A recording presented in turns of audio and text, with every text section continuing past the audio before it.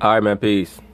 So, brothers, I'm on record as stating that I believe that Isiah Thomas is probably about the 11th greatest NBA player in the history of the league, at least in my view, because of his overall impact, the fact that he was able to establish a winning culture with the Detroit Pistons, a franchise that had never experienced pronounced winning. He brought them to the championship, and one can make the case that pound for pound, inch for inch, he may be the greatest player in NBA history. He's certainly the most impactful player in the history of the NBA under 6'2". There's no doubt about that. As we know, Allen Iverson has a very powerful cult of personality. There are many brothers who grew up in the late 90s, early 2000s, who swear that Allen Iverson is the greatest player in NBA history in that 6', 6'1" range.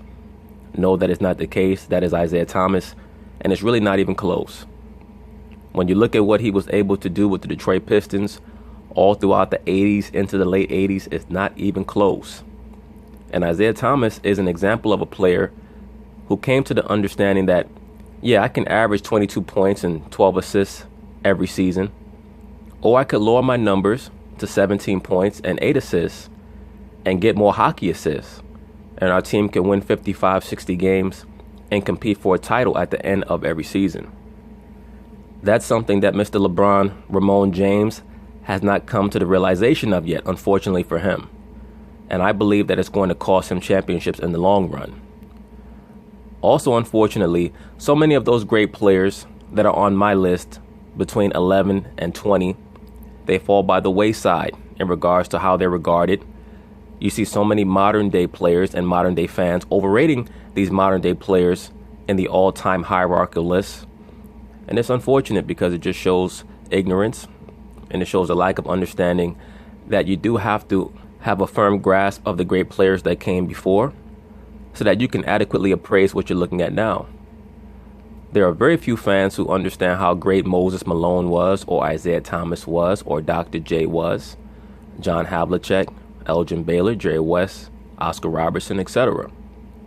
Because if they did, then they would have a greater understanding as to why I say certain things. When people don't have an understanding of history, it totally distorts their perspective. And not only should Isiah Thomas be recognized for his overall stellar play on the basketball court, but also for his great analytical brain. He has one of the greatest basketball IQs in the history of the NBA. When I think basketball IQ, I think Larry Bird, Magic Johnson, Isiah Thomas, LeBron James, Michael Jordan. Now, Michael Jordan did not develop that great basketball IQ in regards to having an ability to see what's going on the floor at a macrocosmic level and acting on what he sees until about his 6th or 7th season. Isiah Thomas pretty much had that from day one. Larry Bird had that from day one. Magic Johnson had that from day one. LeBron James is gifted in that way also. But his hubris stops him from using his teammates to the level that he should, and his lack of real coaching and real schooling in regards to the game of basketball. So why am I saying all this? Because Mr. Isiah Thomas made an appearance on First Take, and he gave his opinion, his perspective on a myriad of topics, that being Mr. LeBron James, as well as Michael Jordan, his great nemesis during his playing career. And he's going to show you once again that he will never, ever, ever bow down to the throne of Michael Jordan, the proverbial throne. And it made for a great moment on this show. So, of course, they're going to talk about it, and I'm going to chime in. And oh, look who's here. Hall of Famer, two-time champ, Isiah Thomas in the building. Good to see you, my friend. As always, brought to us by Sherlong Champagne. It is fantastic. I've tasted it. Less sugar, all good stuff. But we need to get right into this with you, sir. What does Steph's performance tell you about how good the Warriors are? Because he basically didn't play last night. Well, I mean, when you look at Steph... Let me say this very quickly before Isiah Thomas answers. Molly Karam stated that Steph Curry basically did not play. That's not true. When you have a Steph Curry out there on the floor, his impact is undeniable. The fear that he instills in the opponent is undeniable. It does not matter whether he's 3 for 16 or 13 for 16. They know they cannot leave him. So the way that he stretches the court, how he sets up a certain geometry on the basketball floor that affects the defense is undeniable. He's always going to be a heavy, heavy, heavy contributor to his team offensively just by being out there on the court. Steph and Clay's performance, it tells you how good Durant is. I mean, because you look at what LeBron James did, and he ended up with a triple-double. I thought, Kevin Love played good. I thought all the Cavs came to play. J.R. Smith bounced back. He played well. But Durant was just so special. Let me say this very quickly. As Isiah Thomas stated in Game 3, all of the Cavaliers had a good game. LeBron James had help from a multitude of his teammates. They still lost. You know why? Because their defense was so poor. Their defensive schematics are poor. Why? Because they spend most of the time on defense allowing LeBron James to sit under the basket and act like he's a free safety as opposed to guarding his man. He's scared to death of guarding anyone. That's why they were unable to win at least one game. The Cleveland Cavaliers had enough talent to win at least one game. If LeBron James is truly the greatest player ever, we're not even calling him the greatest player of this modern day incarnation of the NBA. He's being called, or was called, up until this last finals, the greatest player in NBA history. And he was unable to win at least one game. Allen Iverson in 2001 was able to get his team one game against that great 2001 Lakers playoff team. He got them one game. You mean to tell me that LeBron James is the greatest player ever, but he could not get one game against the Golden State Warriors? So now they have to build up the Warriors to be this unbeatable team. Golden State damn near lost to the Rockets with James Harden. And don't tell me about how James Harden has more help than LeBron James. And we're to look at how many All-Star games James Harden's teammates have made. Not talking about CP3, just talking about James Harden's teammates. If we were to add up the amount of All-Star game appearances or how prominent a role they played on their previous teams prior to getting to Houston and compare them to the Cleveland Cavaliers, it's not even close. I mean, please don't try to tell me that PJ Tucker and Clint Capella and Trevor Ariza are more help than Kevin Love, J.R. Smith, George Hill, so on and so forth. And when you look at what the bad game that Steph had and the out-of-character game that Klay Thompson had, I mean, what Durant did was just unspectacular. I mean, super spectacular in terms of just special. So, you just say J.R. Smith and had a good game? He got 10 points.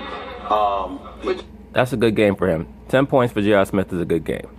Which is a 10 to 12 points. He was 1 of 7 in the second half. That was the first Well, half. the standards are low for this Cavs team, Isiah. I'm just saying. I just want to make clear. I mean, because I'm talking to a Hall of Famer. Yes. An all-time great. Yes. I'm talking to a guy that can sit up there. I'm talking to a guy. Correct me if my memory serves me correct. Isiah Thomas was a dominant player. For a lot of you brothers who never got to see him play, you should go on YouTube and look up some of his great games. You should go on YouTube and look up some of Moses Malone's great games, or Larry Bird's great games, or many of the other players that when I mention are better than Kobe, you're incredulous about. Educate yourself so that you have a greater understanding. Because Kobe was a phenomenal player. But was he better than Isiah Thomas, Moses Malone, or some of those other players that I've named, Larry Bird? No, he was not. No, he was not. Correctly. That once dropped 25 points in the third quarter of an NBA Finals on a bum ankle. Yeah, on one leg. I'm talking about this guy, right? He was so I want you to understand before you continue that J.R. Smith and George Hill, the starting backcourt for the Cleveland Cavaliers, combined for 2 of 10 shooting and 6 points in the entire second half. You can continue. Stephen A. Smith, please tell me why George Hill was averaging about 16 points a game prior to coming to Cleveland. Tell me why Rodney Hood was averaging about 18 points a game prior to coming to Cleveland, and now all of a sudden those guys are bums. They're not even real NBA players. What does that mean, that playing with LeBron James depreciates your abilities to that degree? They have been dead since Game 7 in Boston. So the 2 points, the 4 points, the 10 points that they was able to contribute is more than anything that we've seen from them the last 2 games. So we've lowered our standards. There's no Joe Dumars or Dan Lee or Rodman or helping this guy out like you had help. Look, I'm not saying they... The greatness of Isiah Thomas is that he took the players that he had and he helped them be great. He was not concerned with averaging 11 or 12 assists a game. He made hockey assists. He allowed Joe Dumars to run the point sometimes. If Isiah Thomas was hot from the outside, he let Joe run the point, and he would run off the picks. Vinny Johnson would run the point, and Isiah Thomas would run the baseline to get himself open. That's how they played. They played like a team. Isiah Thomas could play off the basketball. He was a well-rounded overall player. Saying they played great. I'm just saying that they contributed. See how low the bar is for these guys? Yeah, We're talking about, like, even Rodney Hood. I was happy for him. He barely got any minutes played. But you know what, a starting small forward who's in the finals, the caliber that you're supposed to play, these guys get credit for not even quite coming up to that. If they're only... No, sir. When you get to the NBA Finals, it's not about the caliber that you're supposed to play just based off of your position. You're supposed to fulfill your role based off of the system that you're running. When you're running the LeBron James system, there are no floor level expectations, nor are there ceiling expectations for a player that is playing in a system that's predicated on making sure that only one player on that team is allowed to shine. So we have to totally redefine what our expectations are of players when they're participating in a system that's meant to only glorify one person. Only a little below that, we're like, look at that, they came to play. Has anyone ever had so little in this position consistently? The only time I can think where a player or a team has had so little in this position is the team that he took to the first championship, when they played against the Spurs. They didn't have it. You're looking at basically the same kind of team with the same kind of talent. And what LeBron James has done in this series and what he did against the Spurs, he may get swept here just like he got swept against the Spurs. As we know, or as we can see, this interview took place before the Cleveland Cavaliers got swept. Now, why is Isiah Thomas caping up so hard for LeBron James? Not only because he likes LeBron James and is a quote-unquote fan of his style of play, but also because he's using LeBron James as a chess piece to try to quote-unquote dethrone Michael Jordan or chip away at his legacy. As many people know, Isiah Thomas is very fond of getting on TV and saying that LeBron James is better than Michael Jordan. But when you look at the Spurs and Golden State, arguably, those two teams are arguably two of the top 10 teams to ever play in the NBA Finals. I'm looking at a guy by the name of LeBron James, who happens to be the greatest player in the world, and we all concede that. We know what he delivers. We know how he's carried this team. When I think about moments last night when he gave the ball to Tristan Thompson, and I remember last year when he gave the ball to Kyle Korver, is it beyond the pale to bring those things up and to say, excuse me, whatever happened to knowing your personnel and knowing that there's just certain dudes that don't need to touch the ball at certain moments? Am I wrong? No. Yes, you're wrong about that, Stephen A. Smith. I had no problem with LeBron James passing the ball to Kyle Korver. If Kyle Korver was open, let him take that shot. My issue with LeBron James, and it's not really even so much with LeBron, it's with these coaches that try to coach LeBron. And they divest too much control, too much authority over to him because they understand that he's a basketball genius. But just because you're a genius does not mean that you should not be moderated. Because a genius who is uncontrolled can become a megalomaniac. Not saying such a thing. No, you're not wrong. But here's where I beg to give him forgiveness. It's like, the dude open. I mean, he's standing there wide up. Well, that was Kyle Korver yesterday. Tristan Thompson wasn't open going under the basket with two guys surrounding him. No, well, he was open at first, right? And then he tried to take the left hand. He took a bounce, and then he got pushed further away. Okay. But in those situations, right, we criticize LeBron James for making the pass to the open man. Mm-hmm. And those are the right basketball plays. Thank you, sir. I agree. That's why I stated I had no problem with LeBron passing to Kyle Korver last year. That was the right play. The real issue is that they run a system where his role players are unaware of when they should or are going to get the basketball.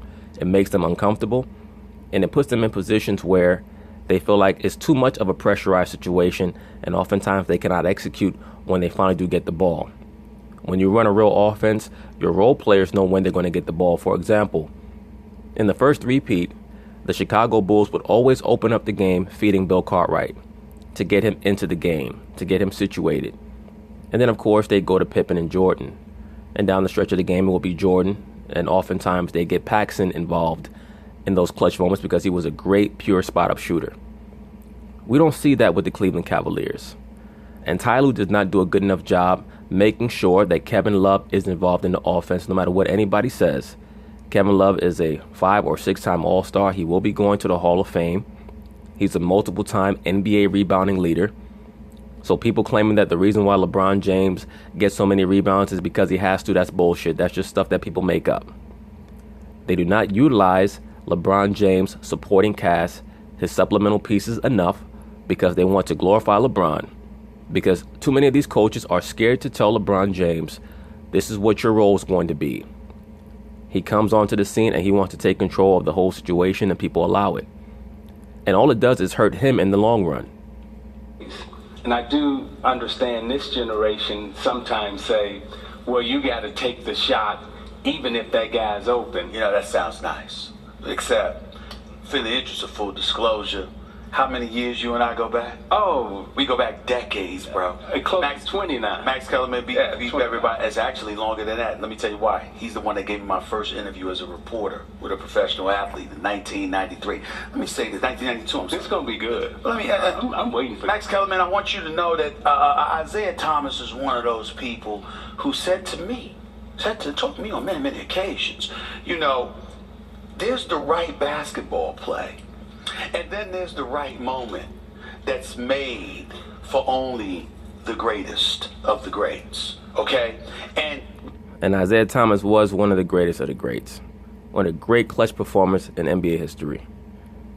What separates those dudes from just all the regular good and great players are those who not only seize the moment, but know it before seizing it and choose to seize it. See, you told me that about 15 years ago. You might say, I didn't forget that. Is that emblematic of what you see? No, well, I said that 15 years ago, and now I'm going to take you back to 1990, 007, Vinnie Johnson, baby. Okay. I'm standing at the top of the key, and I'm hot as a pistol, and I got Terry Porter guarding me, and I'm killing him, dropping threes, taking them in. But I look over out the corner of my eye, and I see Vinnie Johnson being guarded by Jerome Curry. Okay. And I'm saying, okay, this the game-winner shot. This for the game winner. Right. Max Kellerman, Isiah Thomas just committed blasphemy. Blasphemy! Let me tell you how. Vinnie Microwave Johnson. Oh, my Lord. Did you try to get away with that one? Vinnie Microwave Johnson is one of the greatest sixth men to ever play basketball. Vinnie Microwave Johnson, for those of you who did not get to see him play, was similar to what Jamal Crawford is in today's NBA. He was a third guard, a sixth man who came in off the bench for the Detroit Pistons, and he was part of their 3-guard attack that was often used to break down the opposing team's backcourt because all 3 of the Detroit Piston guards could pass, dribble, and shoot. And Vinnie Johnson was one of the great streak shooters in NBA history. Oh, by the way, his nickname was the Microwave. He was always hot. And Well, no, his nickname wasn't the Microwave because he was always hot. His nickname was the Microwave because he can get hot so fast. And he would get hotter than everyone else. That's why he had that nickname. He was one of the great streak shooters in the history of the NBA, as was Isiah Thomas, by the way. Isiah Thomas just brought him up as an example. Oh, the shame! The shame on you! Oh, my God! Yeah, Isiah, here's the problem. Over the corner. Go ahead. Here's the problem. Here's the problem with his argument here with LeBron. There's nothing LeBron can do short of being perfect to satisfy you. Because the fact is, Vinnie Johnson is not on the team. Wait, Jordan do it to Luke Longley in the guard. No, Bill Winnington in the guard. That's right. That's right. Which game was this? He know The double nickel game. Michael Jordan passed the ball to Bill Winnington in the double nickel game in the Garden. Oh yeah. What is it? It was. I don't remember. He don't know it. I don't remember the conference finals. I don't even think that was the conference finals. I think that was the second round. No, it wasn't the second round. It was a regular season game. It was the famous 55-point game that Michael Jordan had in his return to the NBA. I believe it was his 4th game back. He scored 55 points against the Knicks in Madison Square Garden and ended the game. When he got double-teamed, he passed the ball to Bill Winnington for a game-winning dunk. Whatever game it was, he threw it to Winnington. Right. Oh, you kind of get away with this on first take. Have you lost your mind? It was the right basketball. Oh, my goodness. But let me ask you about that, Isiah. How do you determine because he doesn't have those guys. So either he's instilling confidence in them, making the right play, or... LeBron James does have those guys. If Bill Wennington was playing with LeBron James, you would say that LeBron James has no help. The difference is that Michael Jordan knew how to use his teammates, and one of the major reasons for that is because he played in a real basketball system. And he understood that everything could not be about him in order for his team to win. He could not expect his teammates to read his mind. The job of a truly intelligent basketball player is to read the defense.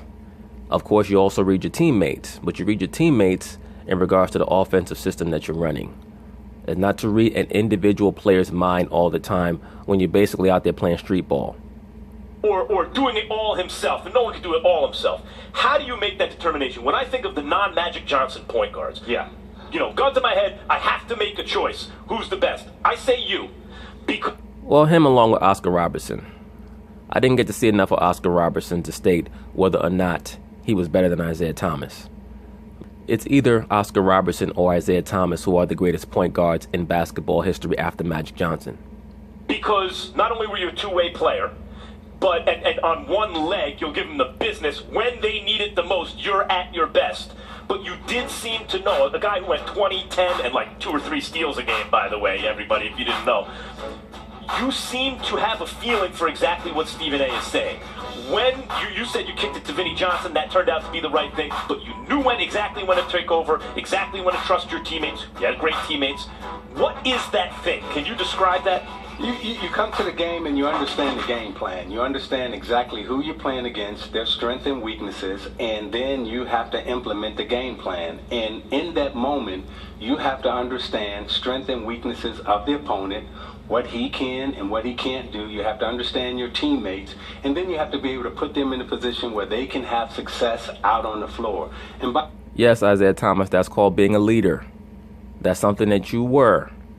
LeBron James is still trying to approximate that leadership archetype, but he's never truly been trained on how to be a leader. He had a 4-year stretch in Miami where they were prepping him, but he's rejected a lot of those lessons that he learned in Miami because he's been given too much power in Cleveland.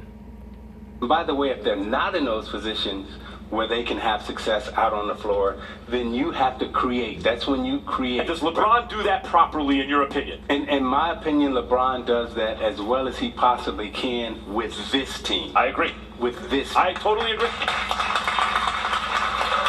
What? We talking basketball, and we're not just talking basketball skill level, but part of your skill is knowing your personnel. So I'm not going to let you off the hook because you know better. But we'll deal with this later. Just like. Thank you, Stephen A. Smith. In other words, Stephen A. Smith is saying, Isiah Thomas, you know better, but you're out here bullshitting right now because you have to protect your boy LeBron due to the ulterior motives that you have.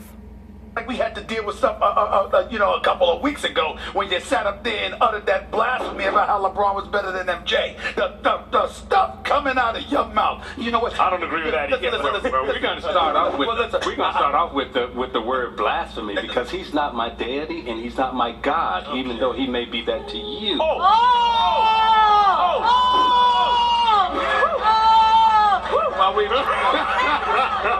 Isiah from downtown, take the lead.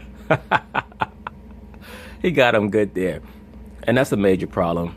Idolatry in the sports world, where people believe that certain archetypes or certain players or certain performers are unassailable. That's why you have to evaluate people based off of empirical data, impact, things of that nature. Isiah Thomas is addressing the Michael Jordan cult of personality, and I've always stated this is why I believe that Michael Jordan has kind of drawn himself back from public exposure, because he himself is turned off by the idolatry that he's pretty much at the epicenter of. When you start using terms like quote-unquote blasphemy in regards to a regular person playing a sport, that does seem to imply a form of deity worship or veneration. And let's also keep in mind, once again, that Stephen A. Smith is a fellow cult member, along with Michael Jordan, in that fraternity known as Omega Psi Phi, where they worship Anubis, the dog of death. Well, we all know, he's certainly not my daddy. That's debatable, because you're stuttering right now, Stephen A. Smith. Look at Molly Karam's face.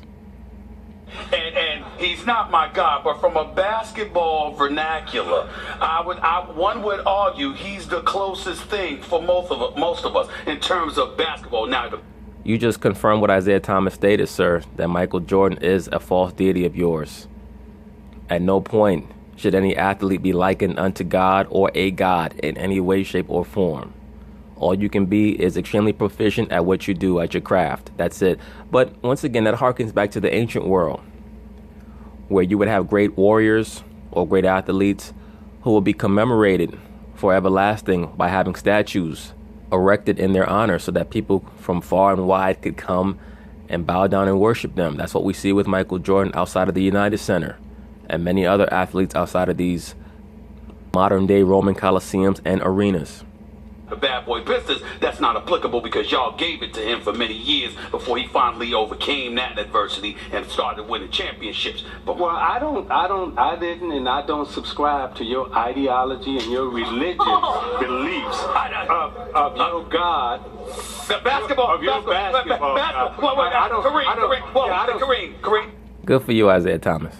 Abdul-Jabbar Kareem. All right, I can't knock that. I can't knock that 19-time All-Star team. I can't knock. No, Mike can't be the guy. He ain't holding. Kareem. Can you stay a little longer? No, Michael's the guy, Isiah Thomas, in regards to number one. But you have a great argument for Kareem. But there are a lot of holes in Kareem as well. We already know that the reason why many of the old-time players who now feel like they have the freedom to speak up are saying that Kareem is the greatest player ever is because they were rather resentful at Michael Jordan in the 80s for changing the overall basketball paradigm. Michael Jordan was the first athlete to immerse himself in the corporate culture and be able to wax fat because of it. And many of his contemporaries were jealous of that. And now they're able to express it by saying that Kareem Abdul-Jabbar is the greatest player ever. And of course, they can make a case for that, but there are just too many holes in the Kareem argument. As I've stated, he's number 2 on my list. To me, number 2 and 3 are fluid, because you could easily have Bill Russell at number 2. You could easily have Bill Russell at number 1, as far as I'm concerned. But to say that you can't have Michael as the guy, sure you can, because of the paradigm shift and the way that he was able to dominate in a big man era, in a physical era. Now, what the 1990s was an era with high basketball IQ. When I say high basketball IQ, I'm talking about on the Magic Johnson, Isiah Thomas, Larry Bird level. And that's one of the points that Isiah Thomas frequently tries to use to chip away at the Jordan winning legacy a little bit. And that is relatively valid. Outside of the Utah Jazz, there were no teams in the NBA that were anywhere near as smart as the Chicago Bulls. Now, back in the 80s, the Pistons, the Sixers of the early 80s, the Celtics, the Lakers, they were all at the Chicago Bulls level of basketball acumen, if not higher. So one could make the argument that, of course, had the Bulls been forced to play against teams that had the basketball IQ of those teams in the 80s, that they certainly would not have been 6 for 6 in the finals, but they would have won their share of finals. There's no doubt about that. Once Michael Jordan allowed himself to be coached by Phil Jackson, the sky was the limit, because he hadn't really been coached since college with Dean Smith, who was his MK handler while he was at North Carolina. Longer, because this is real good. Oh yeah. We're going to get into with him after the break. But anyway, we're going to continue this on part 2. Peace.